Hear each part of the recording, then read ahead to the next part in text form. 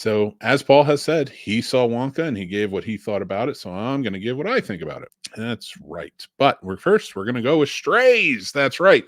I tricked you. I'm going to talk about Strays. So, this was a movie. All right. When it comes to Will Ferrell and his movies as of late, they're not things I get overly excited. It's not that I dislike him. I think he's funny. I think he's great. I can watch Ricky Bobby. I can watch old school stuff like that. Whenever it's on, they make me laugh. But for a while now, it just hasn't been hitting me, his comedy. So when Strays was coming out and I saw that it was like a little more vulgar, a little bit different, I was like, all right, I'll check it out, see what it's all about. I'm not really into the dog movie type thing. I know a lot of people may be upset about that. Love dogs, just not into the whole dog movie thing, especially when they talk. Movie just kind of didn't hit it for me. I will tell you, though, it's worth watching for some really laugh out loud moments. There's some good comedy in here. I don't know. I could not get into the story side of it. I'm like, the whole point of it is these 4 dogs, stray dogs, get together, and the one dog wants to bite his owner's dick off. I shit you not. That is it. That is what it is. So they go on a journey to do that. And they come across a lot of different things along the way. And Jamie Foxx plays Bug in the movie. Will Ferrell, I can't really believe they call him Fuckface in it, but they change his name. Rose Byrne's in it, and Bowen Yang. They play the 4 that come together. I gotta say, though, for all of those really laugh out loud moments, which I gotta give him credit for, one was sorry, so like I'm telling you, the real laugh out loud. Like, there's a scene where they eat mushrooms and they don't realize they're psychedelic mushrooms, and the dogs are all seeing different things. But when they finally pass out, when they wake up, it is so funny. Just the implication of it all. I paused and I was laughing for a while. It cracked me up. There was also one small, it was a total dad joke, but I absolutely loved it. And I think it's one of my favorite jokes of the year. And that was when they're walking and the female dog goes, knock, knock. And they all just keep going, ruff, ruff, ruff, ruff, ruff, ruff. And they just all go crazy because there's somebody at the door. And she keeps saying, like, no, it's a knock, knock joke. And they just keep freaking out. So those are 2. There's a few others. But overall, my rating for this, though, is about middle of the road, 2.5. It wasn't bad, but it wasn't great. Like, it was worth the laughs, but I don't know that it was worth everything else we're kind of getting into it. But yeah, go check it out. You might really like the raunchy comedy style of it. I don't mind a raunchy comedy. I just not a big dog movie guy, so I think that kind of played into it. And then this one, the story kind of sucked, and it kind of went all over the place at times. But let's get into my next review, and that is of Wonka. So like I said, Paul had just talked about it, so I'm going to tell him all the reasons he's wrong. And here's how this goes. I went into Wonka not expecting much. I did know it was a musical, but I don't know why, because Paul was right. They didn't really set anything. They kind of maybe alluded to song and dance, but I didn't get the idea of it being a musical. Just like the original wasn't really a musical. There was just song and dance to it. So watching this one, I was like, all right, I'm going to go into this and see what's what. Opens up with kind of a big song. I didn't mind it, but I will tell you that first half hour maybe took me a little while to get into and warm up to this. It can get pretty dark at times. Nothing too bad. Like, you don't really ever feel like he's dead. Like people are going to kill him or anything, but well, at least not in that first half hour.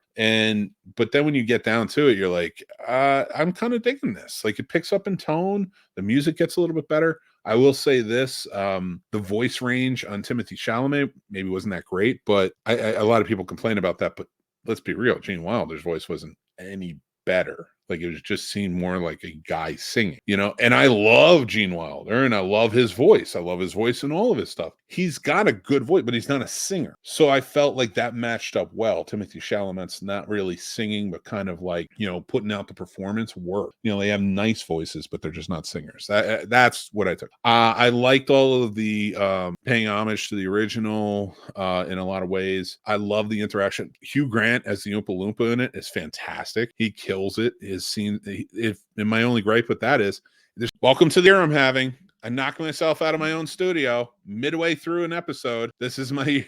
This is my year.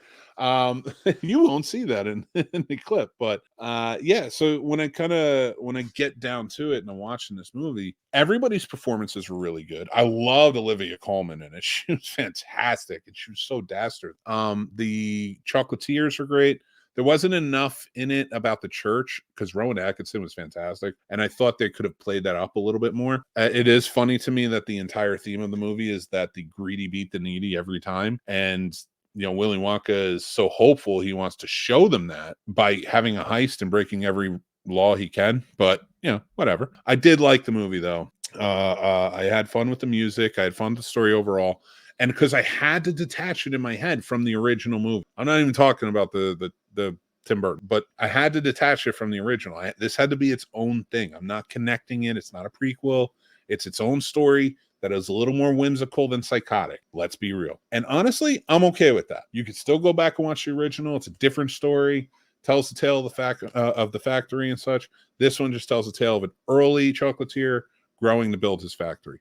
I dug that. I will rewatch it again. My rating for this movie overall I think is well deserved, but it's a 4. I do think it suffers from not having enough of Hugh Grant as the Oompa Loompa in it. I think it does suffer a bit, in terms of like lag, like it goes on a little bit too long at certain times. Everybody's performances were really good. The music was good. I love the setting and the costuming. It's still crazy to me that it feels like it's Victorian era, but also feels like it's the 1960s. All over the place. Go check this movie out. I would definitely go maybe see it in theaters for the holiday. See what you think. This is definitely one that's it's going to be a matter of like what you think about it all, how it kind of plays out. But I'd love to hear it. So sound off. Let me know. Head over to our Discord, the Snob Society, coming in 2024. But you can join the Discord now. So make sure you go over and do that. Thank you guys for joining up and watching these reviews and watching the podcast. I'm going to give a mixed movie picks, but I want to see what everybody has to say. So stay tuned. But until next time, if you're watching the clip, go check out the full episode. Sylvia says, I started this from the beginning, so I have to say I can't take the Mariah Carey song either. You're right there with us, Sylvia. We hate it too. It drives us freaking crazy. But thank you so much for watching along and being a part of it. Awesome. And Dale is here. Dale, I miss you, my friend. Classic movie. I'm sure you're talking about the original. I agree with you. This one could be sort of a new classic if given the chance. I don't think it's going to make that only because too many people hold on to the original. That's just my take on it. But I do love it. Now, guys, to kind of finish off this Christmas episode, I have another mixed movie pick. That's right. If you are looking for a movie to watch from any year, this one's going to be 1961. That's right. That's what I do here. I pick out a different movie. Sometimes I let you pick it out, and I'll pick out a movie for you to watch. And this movie is The Hustler. That's right. If you haven't seen it, it's a great pool billiards movie starring Paul Newman, Jackie Gleason. They play Fast Eddie Felson and Fats Malone. This is sort of the original, whereas Color of Money with Paul Newman was Martin Scorsese's follow-up to this, which is really well done. You don't need to see either of them to know what the other one's going on. It's just two different stories, but the same character. This one is so good, though. Man, Fast Eddie Felson out there to be the best, wants to beat the best, which is Jackie Gleason's Minnesota Fats. It's such a good movie. If you haven't checked it out, watch it. It's from 1961. Absolutely worth watching and checking out. But yeah, go check it out. That's my mixed movie pick of the week. I want to say thank you guys. Thank you to our sponsors. Thank you to all of you for watching and listening and being a part of it throughout the year. We're going to have a couple more episodes. I will be doing my New Year's episode next week where I'll be doing my top 10 list of everything. That's going to be a special crossover with Sturdy. I am also going to have another episode of the Scene Snobs Podcast next year. Next Tuesday, my friend Melissa Loudy is going to join in, filmmaker extraordinaire. Cannot wait to talk to her. She's got some great stories. And we're going to just have like a really good time with everything. So hopefully you guys can be a part of it. Thank you guys again so much. And this has kind of been sort of a downer time of year for me right now, but Paul picked me up. You guys picked me up for being a part of it. You just guys are truly the best. And I really appreciate it. It's Nick at night. That is not, I'm all over the place. I'm hitting buttons all over. So I truly, I just want to say I appreciate you. I'm going to get out of here before I ruin anything more. I'm Mick Manhattan from the Scene Snobs. Thank you guys so much. Go check out snobsmerch.com. Use snobs as your promo code. Get 10% off your order. Thank you guys. Until next time. Oh, make sure you're here Friday. Almost missed the charity event we're doing. Another Casters for a Cause. We're reading National Lampoon's Christmas Vacation, which got cut off. I'm going to lose my mind. I'm saying goodbye. I'm going to tell you, be kind, stay classy, take care of yourselves. I'm off to take care of myself. Goodbye. Love you.